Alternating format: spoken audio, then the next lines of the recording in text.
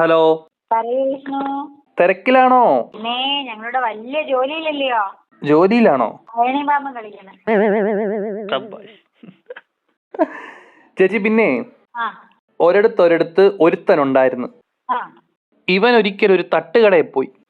ആ ചൂട് ദോശക്കല്ലിന്റെ മണ്ടയില് ഓംലെറ്റ് അടിക്കുന്ന കണ്ടപ്പോ ഇവനൊരാഗ്രഹം. ആ ഇവൻ ഓടി ചെന്നിട്ട് എന്തോ ചെയ്തെന്നറിയാവോ? ആ ആ ദോശക്കല്ലിന്റെ മണ്ടയിൽ കയറിയിരുന്നു.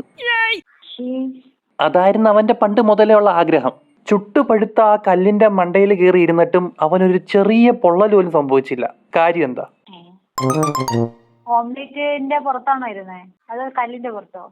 ഓംലെറ്റിന്റെ പുറത്താണോ കല്ലിന്റെ പുറത്താണോ? ഞാൻ എനിക്ക് പറയാം, നീ ഉണ്ടായി അവിടെ ചോദിച്ചിട്ട്. കല്ലിന്റെ പുറത്ത്. എന്നിട്ട് ഒരു ചെറിയ പൊള്ളൽ പോലും ഏറ്റില്ല. എന്തുകൊണ്ട്? ഇളക്കി വെച്ചിട്ടുണ്ടായിരുന്നു. ഇല്ലേ ഇല്ല, അവൻ പൂർണ്ണ സ്വതന്ത്രനായിരുന്നു.